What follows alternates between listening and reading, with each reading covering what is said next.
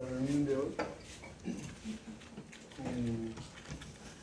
el tema del traumatismo gastrointestinal. Bueno, esto en realidad es una patología que tiene muchas aristas, muchas formas de abordarlo desde el punto de vista de la medicina. También se puede abordar desde el punto de vista de los problemas socioeconómicos, de los problemas psicológicos, de los trastornos medioambientales. Y nosotros vamos a tratar de hacer una especie de recordar de la parte médica. Y la parte médica clínica y quirúrgica, que es la que nos aborda ahora, en ella intervienen varios factores desde facetas médicas puras hasta las facetas paramédicas. Pero hay que recordar que el traumatismo vértebro-medular es una lesión aguda, es una lesión traumática. Es una lesión que cuando nosotros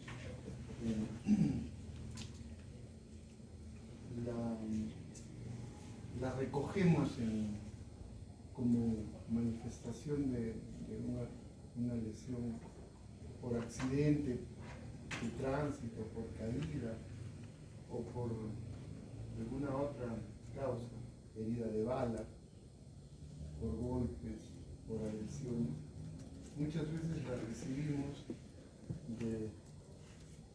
de forma que parecen exageradamente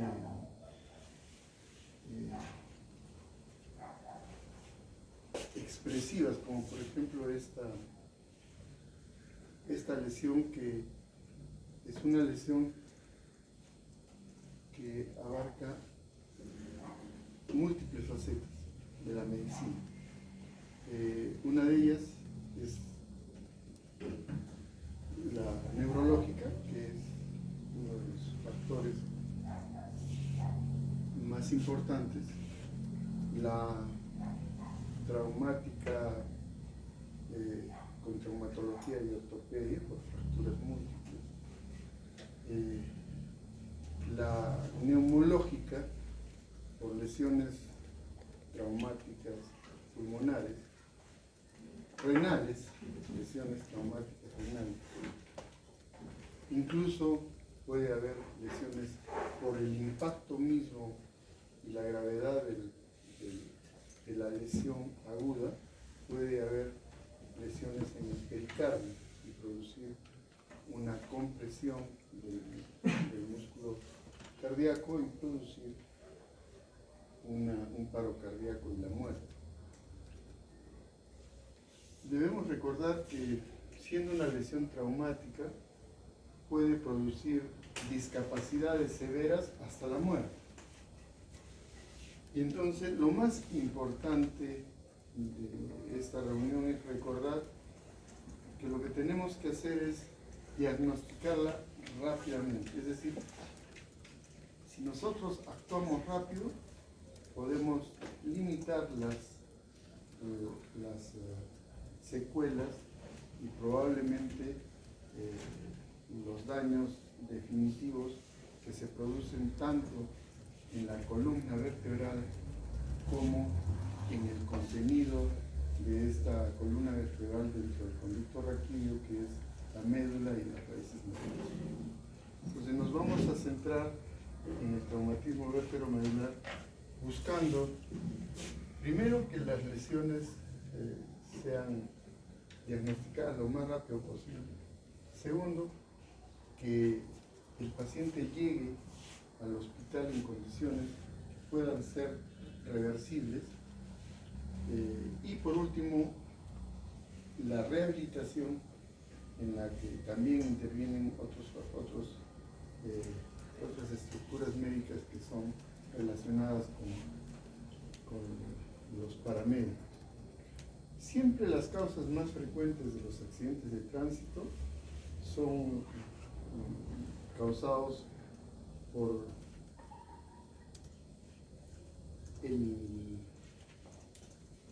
la falla humana. Y la falla humana tiene que ver con el conductor, con la mala preparación del vehículo o con el peatón que no cumple con normas para proteger su vida. Y esta en porcentaje es la más alta. Luego vienen las caídas de altura, luego las agresiones, y hace algunos años era muy frecuente en la zona sur las lesiones por arma de fuego en el tiempo del terrorismo. Habían lesiones de la médula, fracturas por impacto de bala. Hoy en día ya prácticamente no se encuentran estas y por lo tanto es más difícil encontrar. Como habíamos visto, entrando ya a esta lesión aguda, traumática, que puede producir comorbilidades, que puede producir la muerte, que la mayor de las veces es por accidentes de tránsito o por caídas de altura. En Moquegua se da una situación muy particular en esta región. La mayoría de pacientes que tienen traumatismos vértebro-medulares son pacientes que se han caído del palco. Y es frecuente que ellos utilicen para recoger las palcas, subírselos al árbol y se caen y se producen lesiones, generalmente en la zona del pasaje dorso-lumbar. Este es un paciente que ingresa por emergencia por un politraumatismo.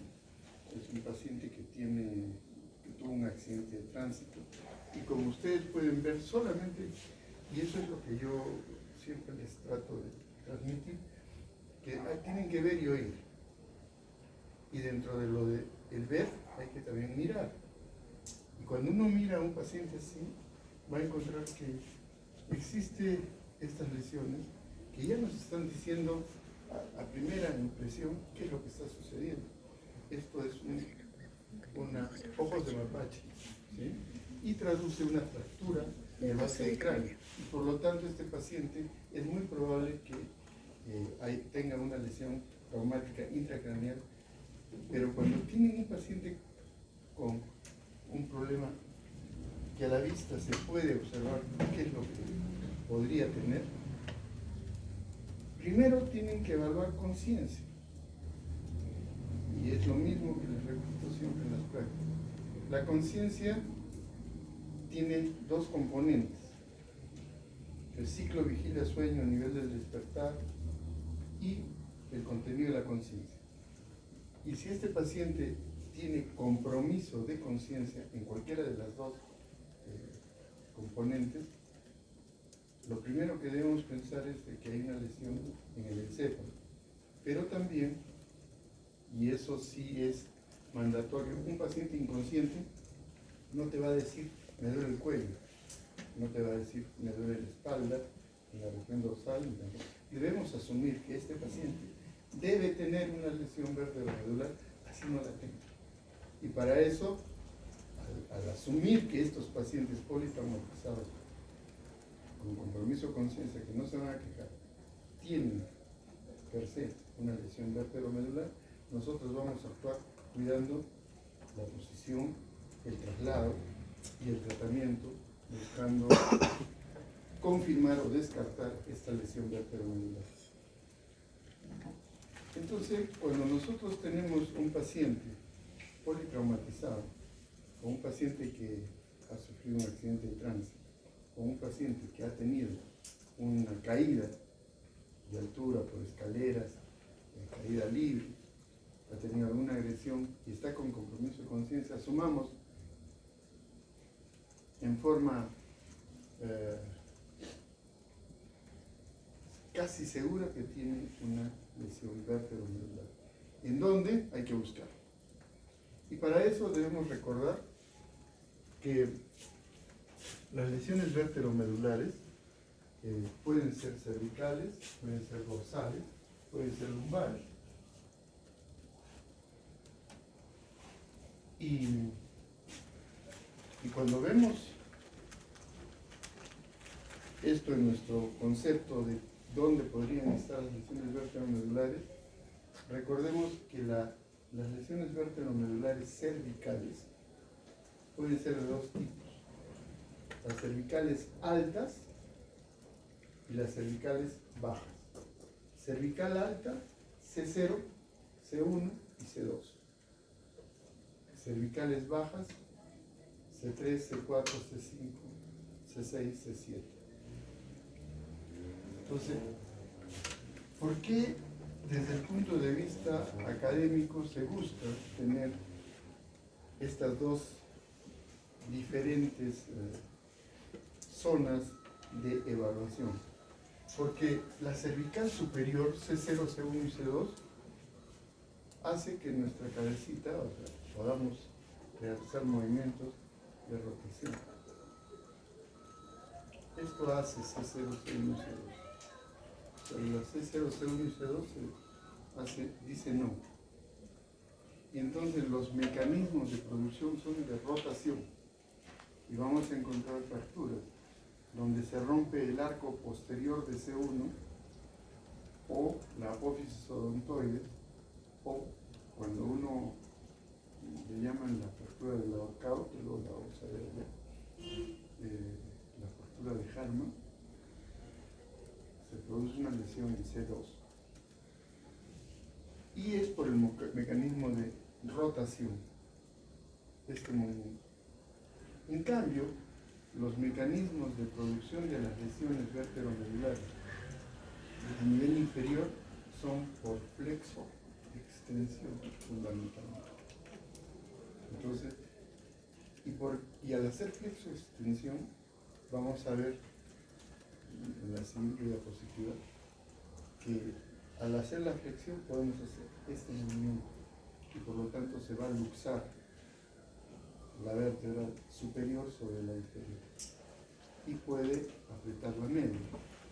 Aquí, por ejemplo, tenemos esta fractura, es la fractura de Jeffries. ¿Por qué? No tengo puntero, así que voy a robar. Esta fractura, la fractura de Jeffries, ¿no?, es cuando las masas laterales de C1, este C1, y este C2. ¿Por qué sé que C2? Porque tiene el diente, o llamado también odontoide, que es lo que le presta C2 a C1 para tener cuerpo, porque C1 no tiene cuerpo. Entonces, el odontoide es el cuerpo prestado de C2 a C1. Y esto debe coincidir, estas masas laterales, que son como el anillo de C1, con el odontoides, y en la articulación debe estar aquí. Lo que ha pasado es que se ha desplazado y hay un desplazamiento de más o menos unos milímetros de C1, de las masas laterales, y se abre. Entonces, esta luxación, si tiene más de 7 milímetros, es inestable. Esa es otra característica de las lesiones a nivel cervical superior, que cada una tiene una particularidad, no como las que vamos a ver después, que en grupo tienen sus características. Esta de Jefferson tiene esta característica de que si se ha desplazado, esto debería terminar acá, y se ha desplazado igual acá, se ha desplazado, se ha abierto, y si esto tiene más de 7 milímetros, es inestable y hay que operar. Si no es inestable, entonces hay que fijar nomás con una ortesis.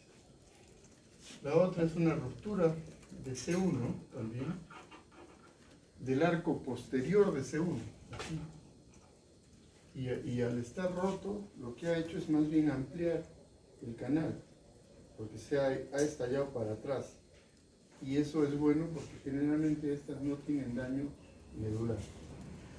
Y esta es la del ahorcado, donde se ve una sección en esta zona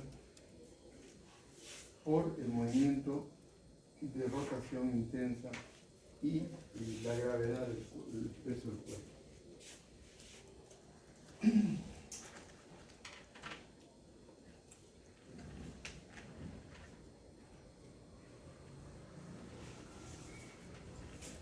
En cambio, estas son las lesiones cervicales bajas, o sea, inferiores, de C3 a C7, donde por flexoextensión, si ustedes ven aquí, la articulación de esta masa lateral se articula exactamente por debajo. En cambio, esta se ha salido de acá y se ha ido para atrás, y esta ha hecho esto. Y por lo tanto ha habido una listesis, se llama, desplazamiento del cuerpo vertebral que debería terminar acá, está desplazado, y por lo tanto la médula que pasa por esta zona está siendo desplazada y comprimida a este nivel. En este caso, las lesiones tienen una estabilidad dependiendo del grado de desplazamiento, es decir, si tiene más de 3.5 milímetros de desplazamiento hacia adelante, es inestable. Si tiene más de 11 grados de cifosis, es inestable.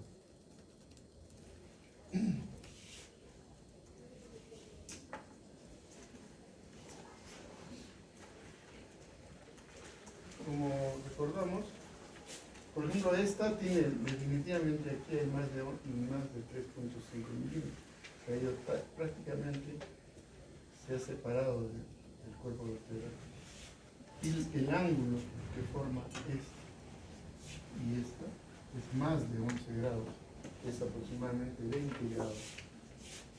Y allá se está viendo como un mecanismo de flexoextensión de alto impacto se produce con los choques de los accidentes de tránsito. Es decir, que nosotros llevamos, estando en el vehículo, la velocidad que el vehículo lleva. Es decir, si nosotros tenemos un vehículo que está caminando a 100 kilómetros por hora, nosotros estamos moviéndonos a 100 kilómetros por hora. Y por lo tanto, si yo llevo mi carro y lo estrello contra esa pared, estoy dejando de moverme abruptamente de 100 kilómetros por hora a 1. Pero mi cuerpo no lo sabe y sigue. Y hace este movimiento de flexión, ¿sí? Si tiene el cinturón de seguridad, y luego trata de compensar y hace extensión, es el fenómeno del latigazo. Y eso algunas veces ni siquiera produce lesiones vertebrales. Porque recuerden que columna vertebral es el continente y la médula adentro está el contenido. Y este movimiento brusco de flexo-extensión a la velocidad de 100 kilómetros por hora es de alto impacto. Y muchas veces la médula se elonga y se produce una parálisis de las funciones de la médula, que son 3: función motora, sensitiva y neurovegetativa. Igual, eso siempre lo repito para que tengan muy claro las funciones de la médula, a diferencia de las funciones del cerebro, que tiene además función conciencia, función cerebelosa, función motora voluntaria, motora involuntaria, sistema extrapiramidal. Entonces aquí el impacto es lo que puede producir lo que se llama un Shiwara. Es un síndrome donde se destruye la médula sin que parezca que se ha destruido la columna vertebral. Y puede tener columna aparentemente estable, pero en el momento de flexo-extensión el Shiwara puede lesionar la médula y producir paro de todas las funciones de la médula y una cuadriplegia severa y definitiva.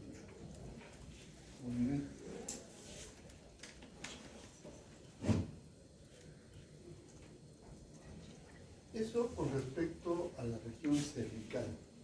Recordando, región cervical alta, superior, inferior, C0, C1, C2, baja C3, C4, C5, C6, C7, arriba rotación, fundamentalmente mecanismo de producción, el otro es flexo-extensión, y en la región dorsal sucede algo muy particular, por eso se divide desde el punto de vista académico. Hacemos esta división porque las vértebras dorsales tienen estructuras que no tienen las vértebras cervicales. Las vértebras cervicales son muy móviles. En cambio, las dorsales están como atrapadas entre las costillas, ¿sí? Están atrapadas por el esternón. Entonces, más que atrapadas, están estabilizadas. O sea, es más difícil que un paciente tenga una lesión dorsal que una lesión cervical. Es más fácil una lesión cervical. Sin embargo, existen lesiones dorsales. Y como ustedes ven aquí, las articulaciones que tiene esta vértebra dorsal son las articulaciones facetarias que se unen una vértebra y otra. Las articulaciones vertebrocostales, ¿sí? Que hace esto la jaula torácica, ¿sí? Y tiene puntos de apoyo. Entonces es más estable. Si bien es cierto, es más estable y es menos frecuente una lesión dorsal, también los movimientos que producen alto impacto pueden producir además lesiones muy severas. ¿Por qué? Porque aquí en la región dorsal, donde ustedes ven que está la fascia transversa articulándose con la costilla y con el cuerpo vertebral y además con la otra vértebra superior y por abajo con la inferior, le da mucha estabilidad al cuerpo vertebral, al hueso. Pero tiene un defecto, o sea, aquí la vascularidad tiene externamente tiene muchas colaterales, excepto la espinal anterior, que viene de una última de estas ramas de la aorta, ramas vertebrales, que vienen incluso hasta las intercostales. Pero una de las ramas llega aquí y a nivel de D8 baja, solita. Y no tiene colaterales en D9, en D10, sino baja solito y irriga la médula desde el D8 hasta, a veces hasta D11. Y si ese vasito que no tiene colaterales, que se llama la arteria de Adam-Kievit, si esta arteria se rompe, se paraliza la irrigación del asta anterior de la médula y por lo tanto se produce paro motor, o sea, parálisis motora de esa zona, sin que haya habido necesariamente una lesión que comprima la médula por esta circunstancia y esta forma de irrigación que tiene la médula. Esta es la arteria de Adam-Kievit, que es la arteria espinal anterior. Y es importante eso. Muy bien. Más abajo tenemos lo que se llama el pasaje dorso-lumbar, es decir, entre D11, D12 y L1, ahí hay una transición. Si ustedes reflexionan, se van a dar cuenta que D12 y D11 están todavía, son costillas, las que están fijando, pero L1 ya no tiene costilla y por lo tanto se produce una hipermovilidad entre la estructura de la jaula torácica y la estructura lumbar que no tiene nada que lo sostenga. Y además, otro de los problemas de esta zona, de la charnela dorsolumbar, es que aquí dentro se juega el partido más importante de la médula, es decir, ahí termina la médula, en L1. Entonces, cuando hay una lesión en esta zona, muchas veces se producen lesiones del cono medular. Y son aparatosas porque producen paraplegia de la zona hacia abajo y pérdida de la función tanto sensitiva, motora como interpretativa. Entonces, ahí ya tenemos hasta 4 características: cervical alta, cervical baja, dorsal, pasaje dorso-lumbar, ¿sí? Y luego vienen las características biomecánicas de la región dorsal, lumbar, en donde la vértebra es más ancha, el canal también es más ancho, pero tiene, a pesar de que tiene más amplitud todo, tiene una característica que la protege a la médula. Ya no hay médula ahí hay raíces nerviosas, y a partir de ahí, de L1 para abajo, las lesiones son radiculares y por lo tanto son parciales. Después vamos a ver que hay cosas que tenemos que tomar en cuenta. De la región cervical baja a la región del pasaje dorso-lumbar, el pasaje dorso-lumbar es más frecuente las lesiones vértebro-medulares, y en segundo lugar la cervical baja. En tercer lugar la cervical, la dorsal, y por último el pasaje cervical superior. No sé si os mucho. Bien. Entonces, ¿qué pasa cuando la médula o las raíces nerviosas se han lesionado? ¿Qué sucede en ese momento donde el alto impacto de un accidente de tránsito, de una agresión, de una caída, o de una herida de bala, se producen lesiones parecidas a las del cerebro? Lesiones primarias, secundarias e incluso terciarias. Una de las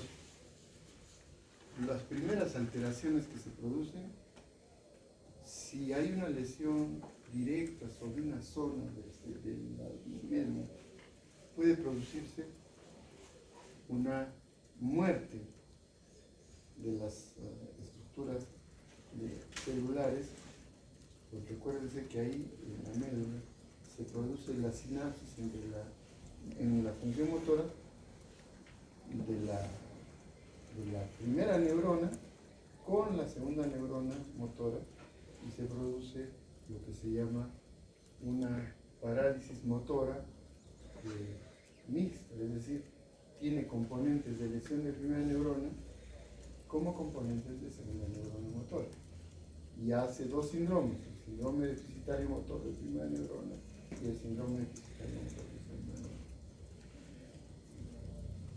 Pero dentro, en la zona alrededor de donde se ha producido la lesión, el impacto, se produce una zona que se llama de penumbra, y hay células que todavía están, como dicen, moribundas, están heridas, y si nosotros mantenemos un ambiente que sea un ambiente inhóspito para esas neuronas, para esas células neuronales, o para las fibras que suben o bajan, tanto sensitivas como motoras, las sensitivas suben, las motoras bajan, y las neurovegetativas que están en el lateral de la médula. Entonces, en esa zona penumbra puede haber alteraciones de los electrolitos, o sea, un cambio en esta barrera, esta membrana celular que produce el intercambio sodio-potasio. ¿Sí? También el calcio, la barrera del calcio se altera, entra mucho calcio a la célula, y eso hace que se produzcan lesiones de destrucción de las mitocondrias. Y recuerden que las mitocondrias, y eso por fisiología, son las que producen la energía, los ATPs, ¿sí?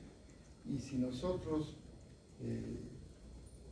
tenemos una alteración de la membrana, también puede producirse sustancias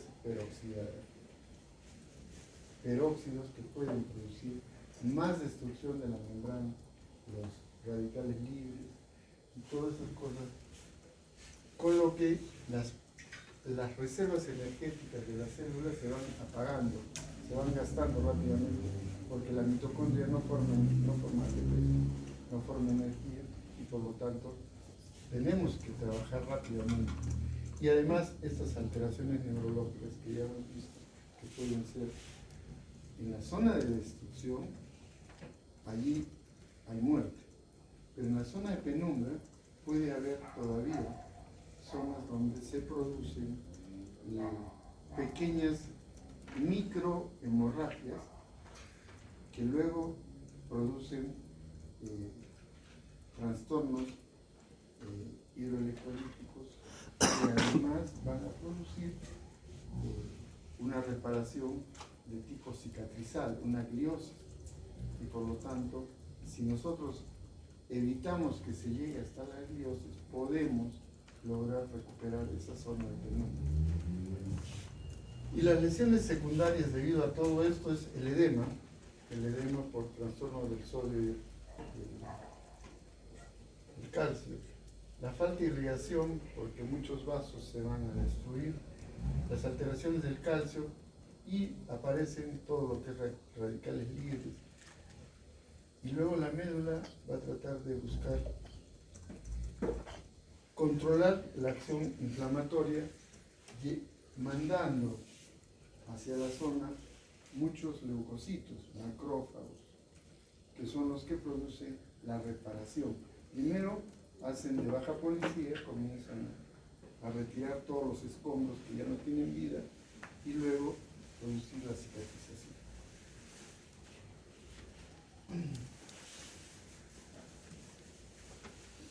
Aquí lo que les he explicado está un poquito más en números de las concentraciones de sodio que entran, el incremento del calcio intracelular y la disminución del oxígeno porque no hay energía, y aparecen las lesiones de desmielinización, de muerte neuronal.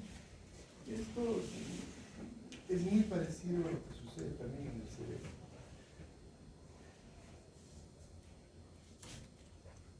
Aquí el problema de los radicales libres, cuando se producen, estos radicales van a producir peroxidación lipídica de la membrana. Entonces lo que hay que hacer es inmediatamente impedir que esto suceda, porque al producir la peroxidación lipídica de la membrana, lo que van a hacer es destruir la membrana y destruir la célula y producir muerte medular de las células de la médula, porque no hemos logrado controlar este factor.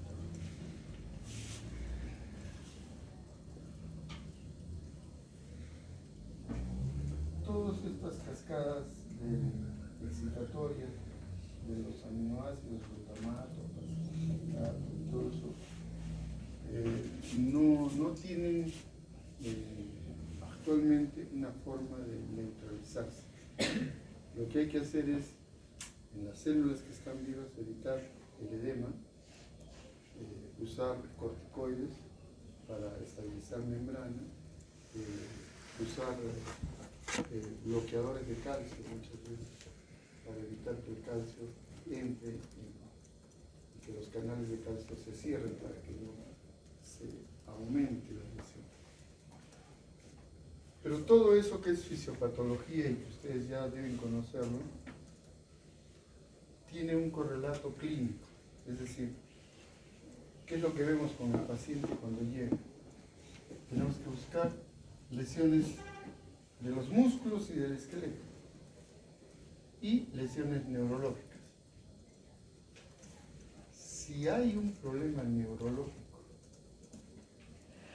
tenemos que ver si es medular o es radicular. Y si es medular, si es total o parcial. Y para eso debemos saber que la médula tiene la función sensitiva, motor y neurovegetativa. Y las radiculares también, sensitiva, motora y neurovegetativa. Entonces tenemos que buscar esas tres cosas. Y si es musculoesquelética, se supone que si es excluyente de la neurológica, porque puede coexistir, esta tenemos que buscar lesiones dolorosas en la zona donde está el impacto, ya sea a la inspección porque está hinchada esa zona, o a la palpación porque hay dolor. Va a haber incapacidad para mover las estructuras musculares por el dolor y eso se llama impotencia funcional. No necesariamente tiene que ser eso lesión neurológica, sino lesión muscular o tendinosa que produce impotencia funcional. Y lo más importante es observar y mirar si es que hay deformidad de la estructura de la columna. Si uno mira y palpa luego una zona donde vemos una irregularidad en las apófisis espinosas, ya estamos ubicando el topo diagnóstico. Entonces tienen que aprender a hacer este tipo de disquisiciones.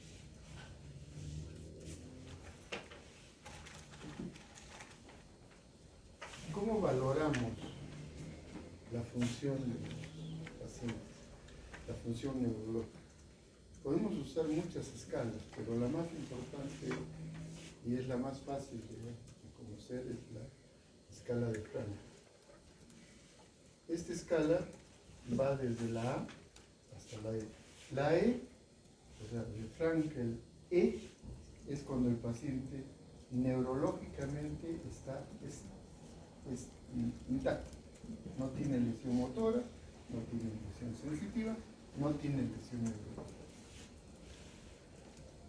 Y cuando es un Frankel A, es una lesión con parálisis y pérdida de todo tipo de sensibilidad y función neurovegetativa. O sea, el paciente está ausente de función neuronal. Y en el camino tenemos la B, que es incompleta, con parálisis completa y con presencia de sensibilidad. Esa es la B. Es decir, lo que se ha afectado es la función motora. La función sensitiva y la neurovegetativa no está afectada. Pero tiene que ser fácilmente objetivable y reproducible. Es decir, nosotros tocamos la zona, si bien es cierto no puede mover, va a sentir dolor si lo apretamos y hacemos un estímulo doloroso. Esa es la B. La C también es incompleta, pero hay todavía presencia de actividad motora, pero esa actividad motora no es una actividad contra la gravedad. Es decir, está el paciente recostado y uno le dice, si está consciente, puede decirle que contraiga los músculos de la pierna y los contrae. Pero al momento de decirle dobla la pierna contra la gravedad, no va a poder.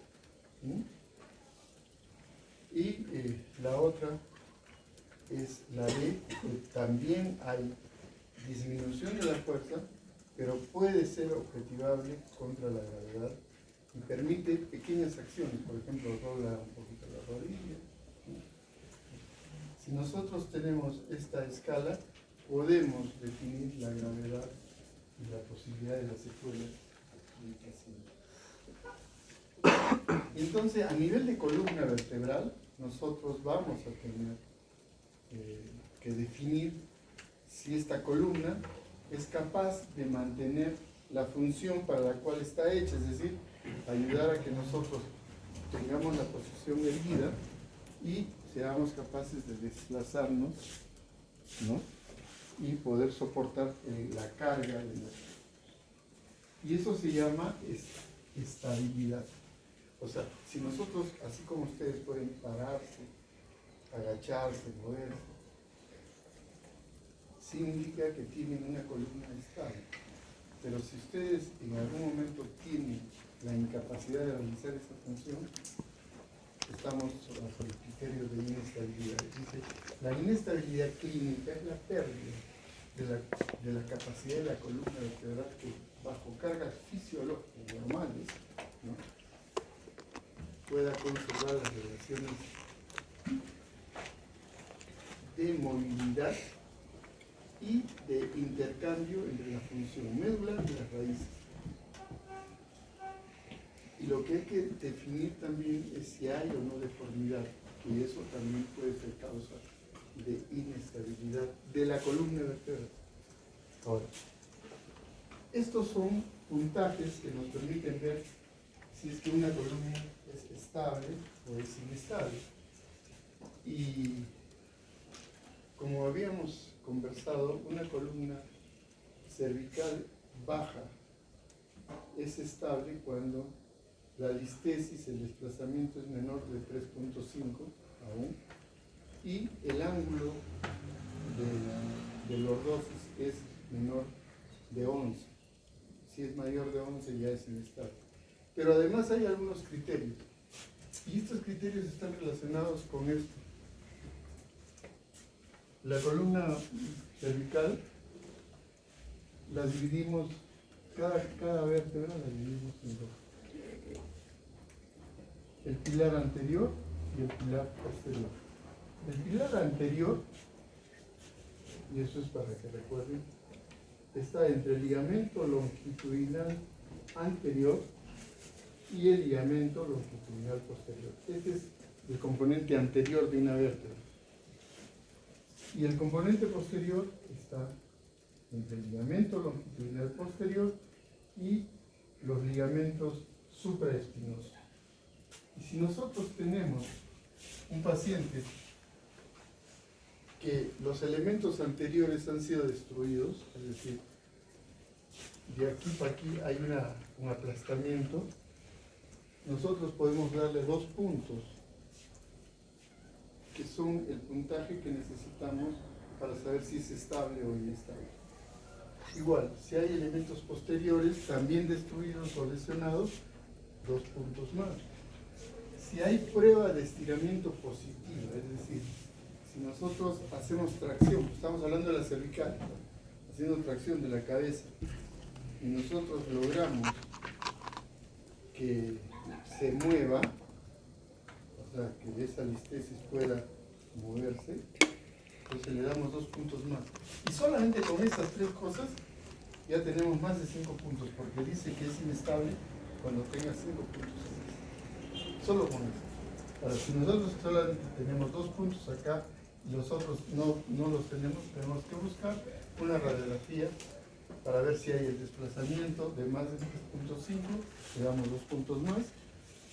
Si hay una rotación de más del 20%, y si hay una angulación, o sea, la lordosis, o sea, aquí debe haber lordosis, hay pérdida de la lordosis y la cifosis llega a más de 11%, también 2 puntos. Entonces, si en cualquiera de estas estructuras, ¿sí?, sumado el estrechamiento, la lesión, si hay lesión medular, lesión de raíces, se le asigna un punto. Si llega a 5, es inestable y por lo tanto requiere el tratamiento quirúrgico de estabilización de la columna. Eso es a nivel cervical.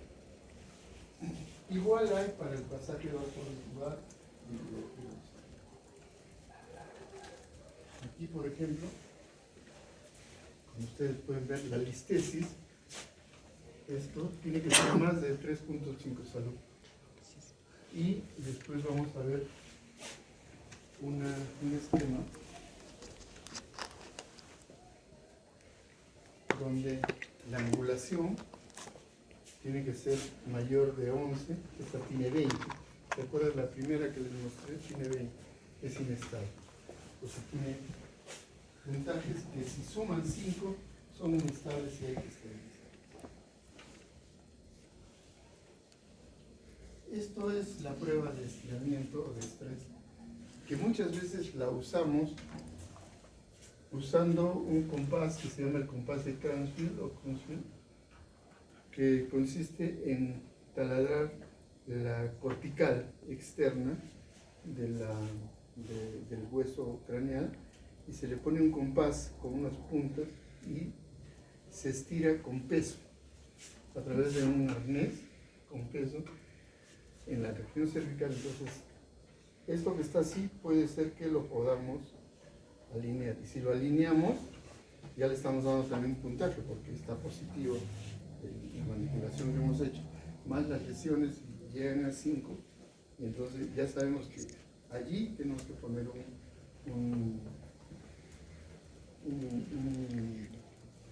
corsé cervical de estos Filadelfia, es un collarín rígido que hace que se mantenga en esa posición hasta que nosotros vayamos a hacer la cirugía, entramos por vía anterior, sacamos el disco, ponemos un injerto de hueso, al final lo vamos a ver eso, un injerto de hueso o bien un cajetín de material cerámico lleno de hueso y una plaquita que se llama autoestable y hacemos que esa parte ya no se desplace.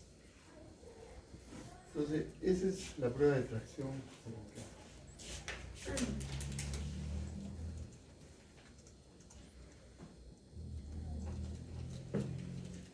Las fracturas, más bien dorsales, tienen también la posibilidad de hacer los dos pilares, pero existe una tercera clasificación que sirve para la dorsal y para la lumbar, que se llama la clasificación de Dennis o la clasificación de los 3 pilares. Y dice esa clasificación que el pilar anterior está desde el ligamento longitudinal anterior hasta la mitad del cuerpo.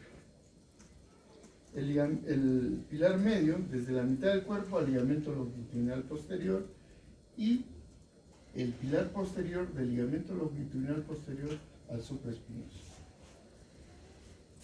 ¿Para qué nos sirve esto? Nos sirve para poder ver si es estable o inestable. Es decir, ahorita vamos a ver los criterios para un dorsal, que también es un puntaje que si suma 5 es inestable. Pero la clasificación de Dennis nos permite saber si hay inestabilidad o estabilidad. Y dice la clasificación de Dennis que si 2 de los 3 pilares, los que he referido, 2 de los 3 pilares están alterados, están afectados, es inestable. Y por lo tanto hay que estabilizarla quirúrgicamente. Dice además Dennis que si solo el pilar medio, es decir, el que se encuentra entre el ligamento, la mitad del cuerpo posterior hasta el ligamento longitudinal posterior, si este está afectado, solamente ese ya es inestable. O sea, en general es con 2 pilares, pero cuando solo se afecta el pilar posterior, per se es inestable. ¿Ya? Y hay otras clasificaciones, como por ejemplo esta clasificación, donde hay fracturas por compresión, es decir, por hiperflexión, se comprime hacia adelante como una cuña. Fracturas con minuta, se parte la vértebra por la mitad. Fracturas de luxación, con ruptura con desplazamiento. Pero lo más importante es usar esta clasificación que viene desde este año hasta la fecha y tiene mucha importancia. Igual, si los elementos anteriores están destruidos, 2 puntos. Si los posteriores están destruidos o incapaces de funcionar, 2 puntos más, ya son 4. Y hay criterios radiológicos que suman todos 4 puntos. Entonces, si llega a 5, es inestable y hay que operar. Entonces, esta clasificación es más para tomar una decisión a nivel de las fracturas torácicas, toracolumbares y lumbares. Aquí, como estamos viendo, el pilar anterior, este es el cuerpo vertebral, el pilar anterior del ligamento longitudinal anterior a la mitad del cuerpo. El medio, de la mitad del cuerpo hasta el ligamento longitudinal posterior. Y el posterior, del ligamento longitudinal posterior hasta los supraespinosos. Esa es la clasificación de Dennis de los 3 pilares. ¿Y qué debemos hacer una vez que tengamos un diagnóstico clínico, un diagnóstico de examen físico? Debemos hacer la confirmación. Y la confirmación en estos casos es por radiología, tomografía. La tomografía lineal ya no se usa. La tomografía lineal era un procedimiento radiográfico en donde se ponía el paciente en una camilla y había un brazo que movía un aparato que emitía rayos X y lo movíamos mecánicamente, y en la medida que podíamos moverlo y a la velocidad les daba rayos, y estos rayos se superponían en una placa. Daba una imagen como borrosa, pero nos permitía ver esto que se ve tan bonito y tan claro en una tomografía. Lo podíamos ver más o menos y podemos ver el desplazamiento. Eso ya no se usa porque ahora hay tomografía normal, la tomografía axial computada, que hace lo mismo. Entonces, es decir, hay un gantry que envía rayos a un punto de diferentes ángulos, pero rápido, en 30 segundos. Y toda esa información no la superpone, sino la pasa en información de los binarias de 0, 1, 1, 0 y esas cosas, y la convierte en una imagen computarizada. Y ahí viene cada uno de los puntos, equivale de repente a una porción de la escala de grises. Y por eso tenemos una imagen en blanco y negro, donde el hueso, en la tomografía, por ser muy denso, produce imágenes claras. Los metales producen lesiones o imágenes mucho más intensas. Y es que Hounsfield fue el que logró hacer la primera tomografía y lo hizo en un cerebro. Hizo un programa que tenía unidades. La escala de grises la puso del menos 1000 al más 1000, pasando por el 0. Entonces, todo lo que tiene más de 0, ¿sí?, es entre gris y negro, ¿sí? Cuando llegas a 100, se va poniendo más blanquito, más radiolúcido. Y cuando llegas a 1000, que generalmente la unidad Hounsfield más potente es el metal, que llega a 300, 400, incluso hay refracción. Y cuando es menos de 0, es el vacío absoluto, se puede llegar a menos 1000, eso es teórico, y produce imágenes que se parecen al agua, que son las imágenes, por ejemplo, de líquido cefalorraquídeo, o de partes blandas, que se producen imágenes oscuras, negras, ¿no? Entonces, eso es lo que hace la tomografía. Antes de la tomografía hacíamos mielografía en estos pacientes, es decir, hacíamos una punción lumbar, inyectamos una sustancia iodada, ¿sí?, y pasaba por el líquido cefalorraquídeo y llegaba a esta zona, y como el líquido que estaba con la sustancia iodada se detectaba con una radiografía, podíamos ver cómo la zona que está alrededor de la médula aquí se doblaba. Y entonces veíamos una lesión indirecta. Incluso se podía hacer diagnósticos de hernias con la mielografía. Luego la mielotomografía, que es el complemento de estos dos, que significa que colocamos la sustancia, pero ya no vemos rayos X, sino tomografía. Y entonces vemos imágenes un poco claras. Y ahora el gol estándar ya es la resonancia. No tiene sentido hacer lo otro, excepto una radiografía simple cuando están en una posta o un centro médico. Pero confirmada la fractura, hay que llevarlo al lugar donde puedan hacerle una resonancia y poder definir qué cosas vamos a hacer con esa médula o con esa raíz o con esa lesión a nivel de la columna. El tratamiento, como les comenté al inicio, es un tratamiento multidisciplinario donde no solamente está el personal médico, también el personal paramédico, enfermeras, personal que psicólogos, psiquiatras, urólogos, neumólogos, es multidisciplinario. Y debemos centrarnos en 4 fases: la fase aguda, inmediata, la fase aguda, mediata, la fase subaguda y la crónica. Y luego decidir con todo esto si es urgente hacer tratamiento quirúrgico o no. Es urgente un tratamiento quirúrgico cuando hay daño neurológico.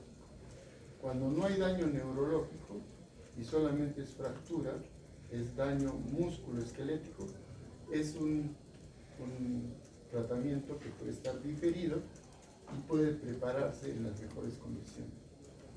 En la fase aguda, como vemos allá, lo primero es saber qué vamos a hacer con el paciente apenas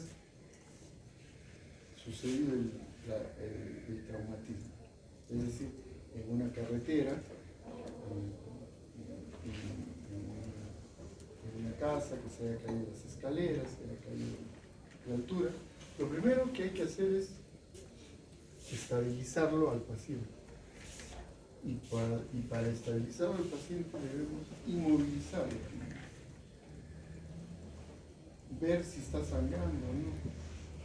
Porque oxígeno, sangre, son factores primordiales para que el paciente pueda llegar a un lugar donde podamos nosotros dar tratamiento. Y además también inmovilizarlo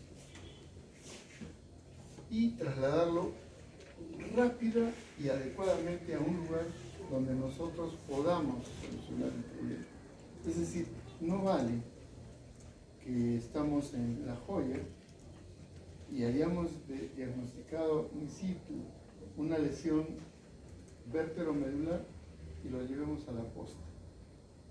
En la posta no van a hacer más que lo que pueden hacer en el camino, que es ponerlo en una camilla, una cama dura, en una madera, ¿sí? Y inmovilizarle el cuello, hacer que no haya movimientos bruscos, y de repente conseguir oxígeno y llevarlo directamente a un lugar donde exista por lo menos una tomografía y una unidad de trauma shock donde podamos hacer buena oxigenación, buen flujo sanguíneo, hacer los parámetros hematológicos,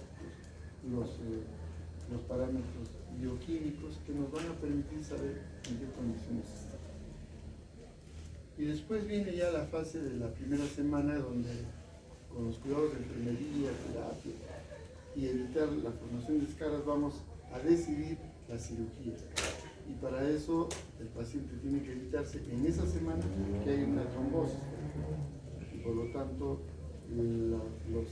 las sustancias anticoagulantes preventivas son indispensables. Tiene que haber colocación de una sonda vesical, una sonda nasogástrica, protectores gástricos, porque existe un estrés que produce úlceras que se llaman las úlceras de Curry, que son úlceras por el estrés traumático. Entonces, una vez que tengamos la fase subaguda, hacemos luego la fase crónica, para iniciar todas las terapias que necesitamos para acercarlo al paciente, a la comunidad. Allí es donde entra quizá el tratamiento quirúrgico. Entonces, el objetivo es, con secuelas o sin secuelas, pero ya estabilizada la columna, llevarlo al paciente a su comunidad.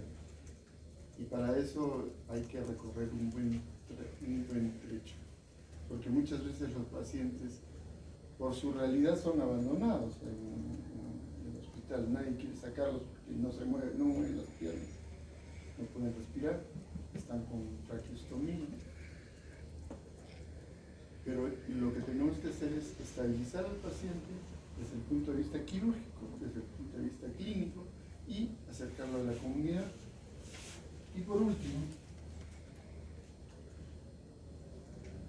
la fase crónica.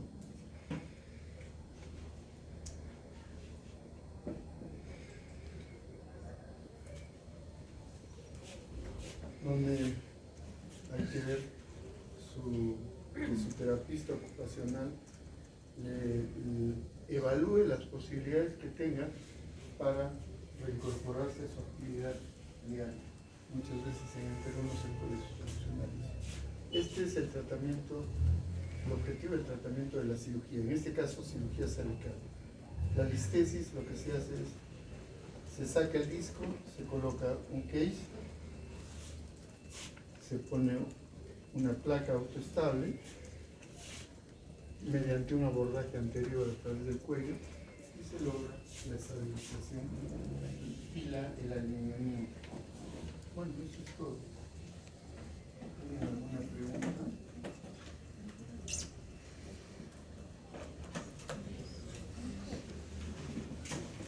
¿Tienen alguna pregunta?